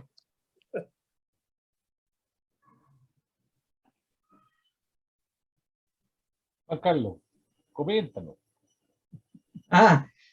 Pero sí, bueno, ¿qué quieren que les diga? Pues yo hice la presentación teniendo en mente de que esta es una batalla cultural súper fuerte que estamos enfrentando y hay que salir con pintura de guerra nomás y defender con argumento y conocer bien el enemigo. El enemigo es un refrito de ideas fracasadas de los años 60-70 que creen que la minería es una actividad empobrecedora, porque al intercambiar comercialmente con otros productos, comerciar con otros productos, eso nos empobrece. Esa es la matriz de pensamiento, y a eso le agregaron las variables ambientales y indigenistas. Entonces quedó ahí una filosofía, un concepto que es totalmente y diametralmente opuesto a lo que nosotros pensamos. La gran mayoría, me parece, en este foro. Entonces, ante eso, no queda otra que salir a rebatir esa situación. No queda otra. Porque si lo dejamos así, culturalmente vamos a estar en una desventaja. Eso es lo que pienso, estimado, ¿no? No sé qué más se puede decir sobre esto, Sergio. Gracias. Sí, correcto, gracias. Bueno, y también a la variable ambiental también le agregan el concepto sostenibilidad a la minería, que es casi imposible porque es un recurso no renovable, entonces, ¿cómo se maneja? Pero ojo Andrés, que si tú viste uno de mis gráficos, uno puede decir que a mayor minería, más reservas. No, por supuesto. ¿eh? Sí, Eso, o sea, claro. está demostrado. Oye, claro, claro, y Sí. tú me decís, pero ¿cómo? Si los recursos son no renovables, pero es que va la tecnología, va cambiando y No, probablemente... ¿Ah? perdón, es el discurso, digamos. ¿eh? Por eso te digo. Hablando del Es que discurso de los extractivistas. yo estoy con la pintura de guerra, por eso yo te estoy pasando el fusil para que tú les disparís. No, por supuesto. Gracias, Juan Carlos. Oye, tenemos a Pedro aquí esperando su consulta, por favor, Pedro. Bueno, en primer término, felicitaciones a Juan Carlos por su presentación.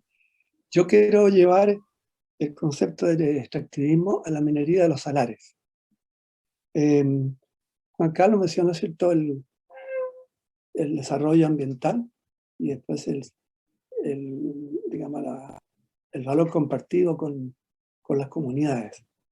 En especial quiero referirme a lo que ha sido crítico el uso del agua, o sea, el recurso agua en la explotación de los salares tanto en Chile como en Argentina. Hemos visto, salió una noticia ayer de que la Corte Suprema favoreció a las comunidades en un conflicto que había con Albert Marle en la zona de Tilo Pozo. Recuerdo que había una muy buena fuente de agua ahí. Y en general, SQM tiene sus pozos en la oeste del salar, y eso está, las poblaciones, digamos, aledañas están en esa área, las poblaciones anexas al salar de Acama. Soquimich ha planteado que va a reducir su consumo de agua, más o menos de como 140, 130 litros por segundo, y básicamente es porque ese consumo es para la explotación de potasio, cloruro de potasio, que requiere más agua, no tanto el litio. Así que, bueno, se ha anunciado que van a reducir gradualmente porque va a bajar la producción de potasio. Ahora, para no alargarme mucho, o sea, también Albert Marle tiene buenos acuerdos con Peine, en fin, y él está otorgando un 3,5% de sus utilidades a la comunidad. Y quiero también mencionar una cosa en Argentina. En Argentina, a mediados de agosto, a mediados del año pasado, se filmó una película en el nombre del litio. En el nombre del litio, todavía está el trailer, .org.ar, en la cual ahí se planteó el gran conflicto de las comunidades de Salinas Grandes con un proyecto de explotación. Que al final, bueno, la película dura como casi una hora, ahora hay solamente un trailer de 3 minutos. Y el conflicto ahí es el tema del agua. El agua, fundamental, entre las comunidades y las empresas que explotan los salares. Mira, no quiero seguir, quiero hacerlo breve. Eso es lo que planteo. Sí. Bueno, Pedro, el tema del agua es súper importante. Sí. Ahora, tú sabes probablemente mejor que nadie aquí que estamos a la espera de las tecnologías de procesamiento con mucho menor consumo sin evaporación, ¿no? Sí. Yo te preguntaría de vuelta. Extracción directa. Yo te preguntaría a ti de vuelta, si tú crees que eso, ¿se va a hacer una solución finalmente completa o no para el desafío que hay en el litio? Bueno, puede ser, pero todavía no hay un proceso probado. Solamente, bueno, el caso de Livent, la ex FMC, ellos redujeron el área de evaporación, o sea, capturaron el litio con una alúmina, con una resina, y con eso redujeron, ¿cierto?, la salmuera y sobre todo el área de evaporación. Eso es lo único que hasta ahora se ha hecho, pero hay estudios ahora de extracción directa que se están haciendo con resina, en fin, que todavía no hay uso comercial. Ya. Gracias, Pedro.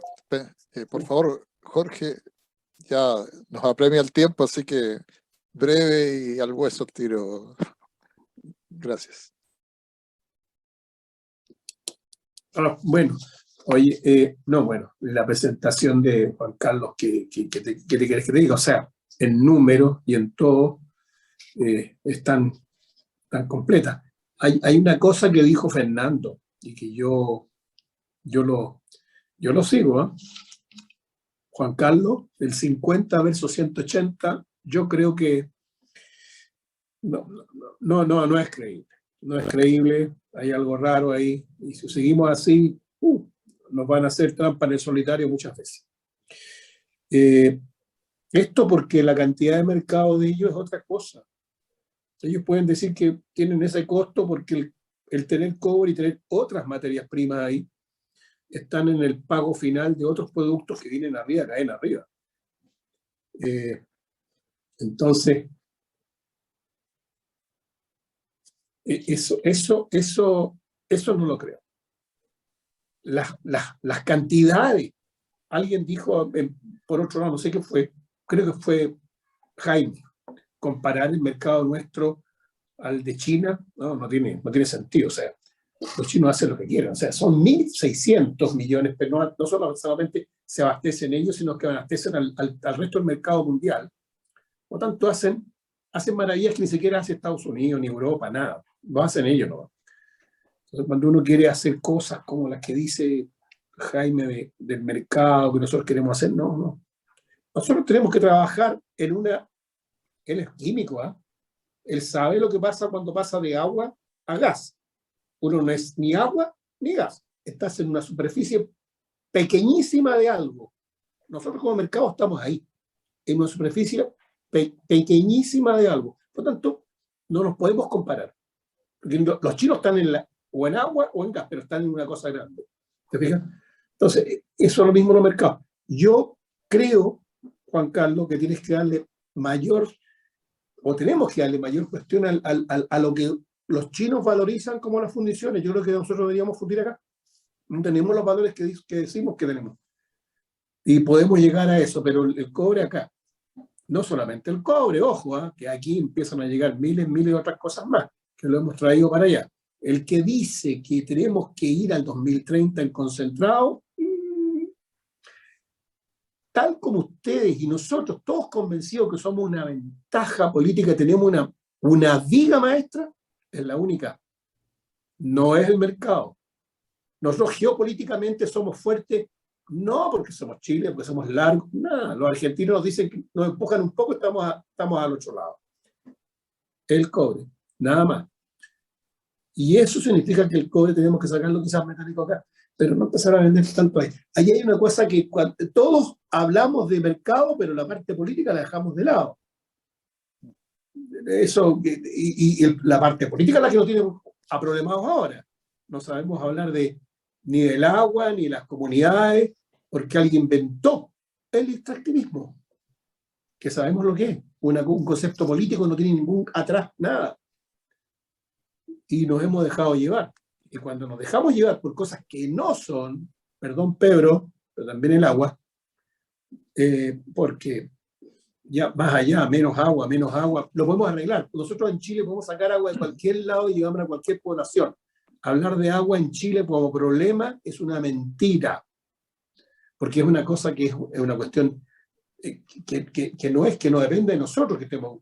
¿Pueden haber abusos? Sí, pueden haber abusos. ¿Se pueden arreglar? No es problema. Pero hay conceptos que hay que tener claros en cuanto a cuando en la parte política nos quieren llevar a algo que uno dice, no, si 2 más 2 no son 6, no son 6. Y cuando nos dicen que 2 más 2 son 6, uno tiene que sospechar y tiene que levantar la voz. Pero también lo que dijo Fernando acá, con respecto a lo de la fundición, creo que, Juan Carlos, hay que tener cuidado también. Pero ha sido una excelente posición. Bueno, no nos queda más que agradecer a Juan Carlos y obviamente muy enriquecedora su exposición. El extractivismo es algo con lo cual tenemos que vivir. Él, por supuesto, ya sabe que tiene que andar con casco y alguna protección más allá cuando se tocan estos temas, pero es evidente que nosotros también tenemos que tener cultura y poder trabajar en eso. Andrés, pregunta conflictiva. El 10% es todo lo que genera una empresa de cobre, se lo lleva el inversor. Chile que entre 6 y 7%. Oye, te voy a creer que la BHP ha invertido en Chile, no sé, por decir algo, 5.000 millones de dólares para ganar el 10% del que sale raro. Patricio, el gráfico muestra otra cosa. Los números son distintos a la interpretación que tú le estás dando. Pero encantado de contestarte directamente después, Patricio. Sí, por favor. Okay. Déjeme despedirme ahí, aunque sea un poquito apurado. Estimado, fue un verdadero gusto. La verdad que siempre es muy interesante poder tirarse a la piscina y contrastar estas ideas, digamos, y ojalá poder hacer un pequeño aporte en esta batalla cultural que estamos dando, que es muy dura.